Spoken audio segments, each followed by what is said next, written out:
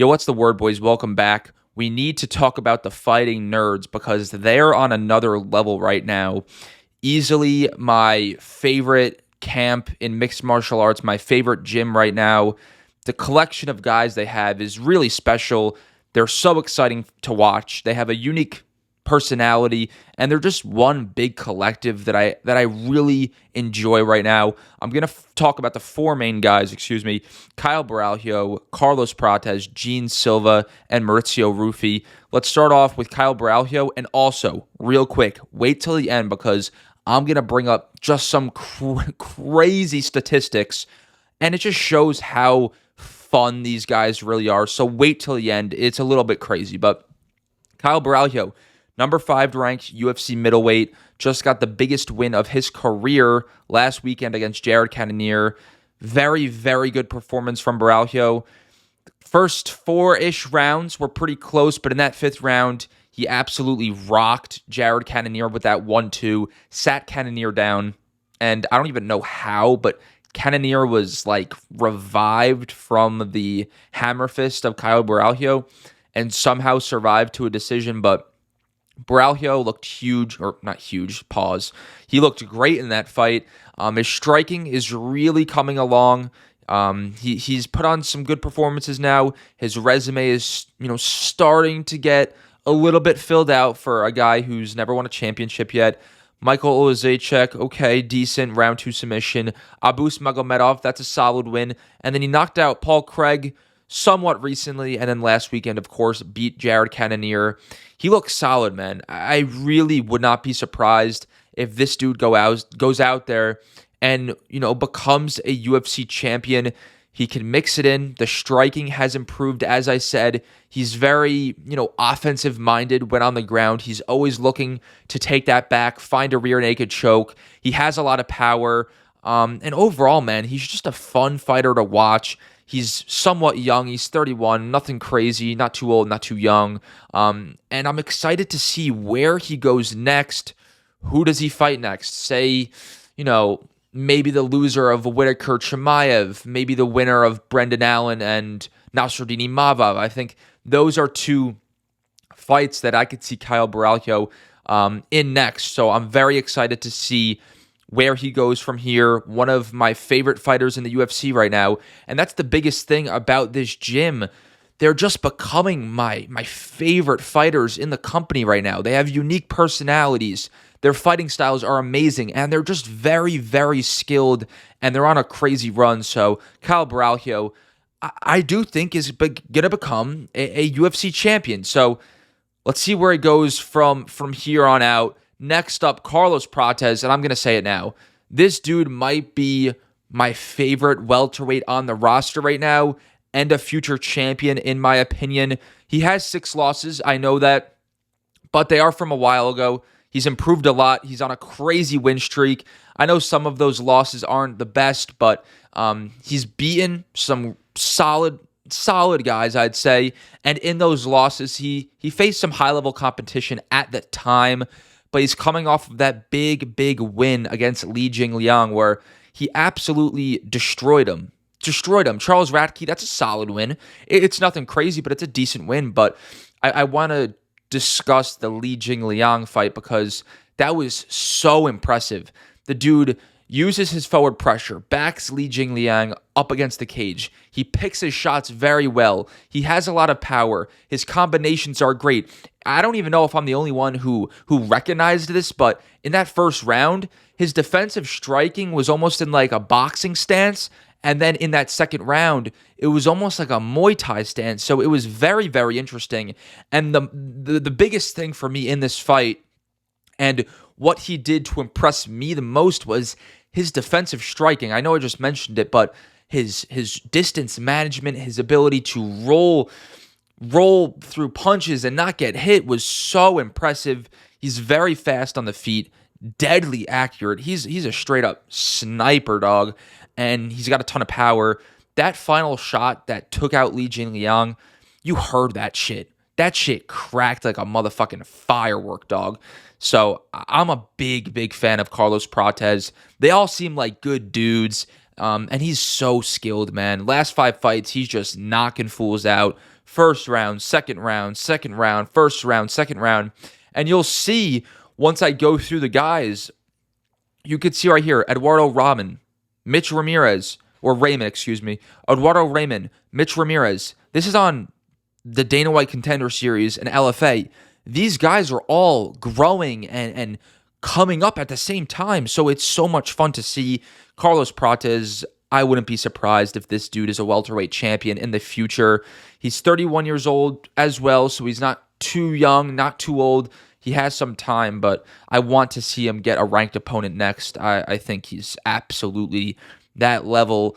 Let's move on to Gene Silva, because this is your favorite fighter probably right now. I'm on TikTok. I got like 22,000 followers over there. Click the link in my bio. Follow me over there. But I'm getting so many comments that, oh, Gene Silva, man, he's really coming up. He's one of my favorite fighters, this, that. But how could you not love Gene Silva? The dude fights whenever. He fights at any weight class. I put lightweight here, but he fought at featherweight. The Drew Dober fight was at lightweight. And he's just a dog. He's a dog. How could you not like Gene Silva? He'll come in short notice, a weight class up, and knock you out. You could call him a brawler. He throws a bunch of crazy strikes, but he just seems to land and put his opponents out. Charles Jourdain, solid win. Drew Dober, solid win. And I wouldn't be surprised if this dude's fighting a ranked opponent next. So he's 14-2. Only one fight in his entire career went to a decision where he won.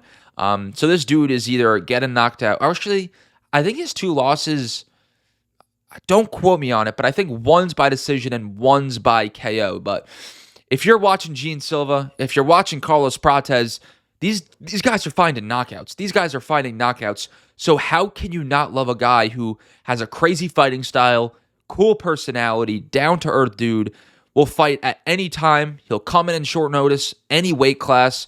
So Gene Silva, it could be a problem in the lightweight division.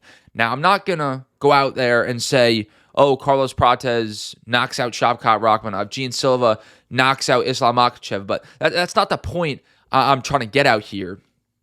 These guys are just fan favorites who bring fun fights, and that's it, really, man. I love their personalities, and I know I'm kind of saying it over and over again, but I'm trying to drive home the point that these guys are just fun fighters. At the end of the day, they're fun fighters, and we cannot forget about Mauricio Ruffy, because this dude's a dog. This dude's a demon. He's 10-1, all 10 wins coming by knockout. Absolutely destroyed Jamie Mullarkey in the first round.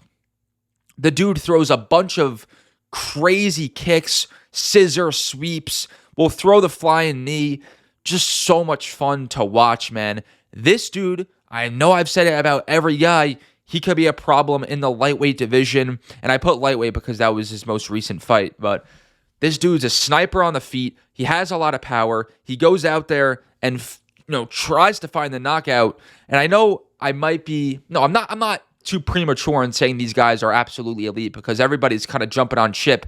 And I know he's only had one real UFC win, but I know Jamie Mullarkey is not the best, but that's not the worst fight on your debut.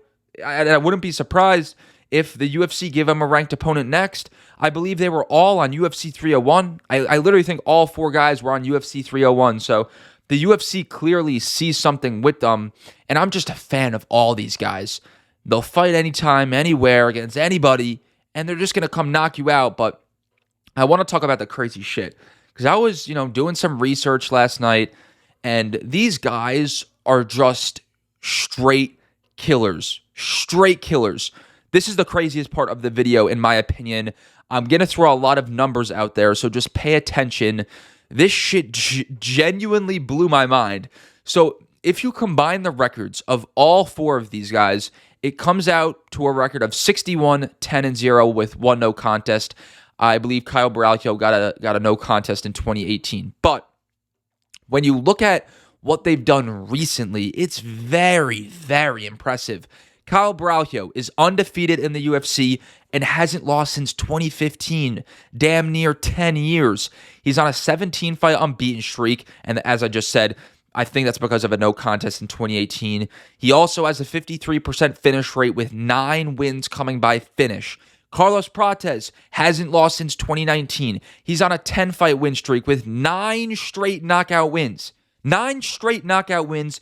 He has a 90% finish rate with 18 wins coming by finish.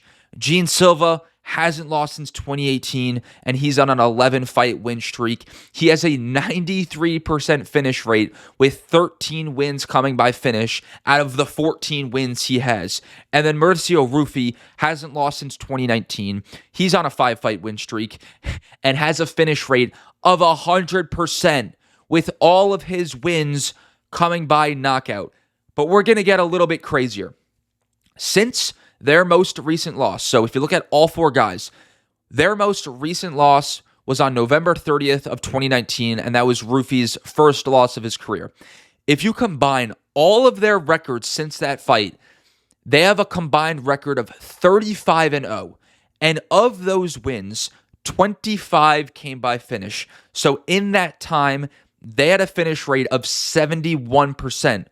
But if you want to look at their entire combined record, the 61-10-0 that I talked about earlier, 50 of those wins came by finish. So as a collective, Caio Borralho, Carlos Prates, Silva, and Mauricio Ruffy have a finish rate of 82%, but we're going to get a little bit crazier.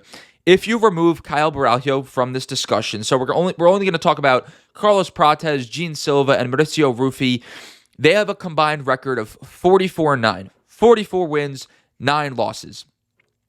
Out of those 44 wins, 41 of those have come by finish. 41 out of the 44. That is a 93% finish rate in 44 fights. Do we know how just ridiculous that is? And I know, we have guys in the UFC like Yuri Prohaska who have a higher finish rate than that, but that's just one fighter. We're combining the styles of 3 guys, 4 if you want to include Borralho, and just throwing them together. They're from the same collective, they're from the same gym, and they're all growing and prospering and coming up at the same time. So it's just so fucking sick to see. And one last thing. This is my favorite one of the entire video.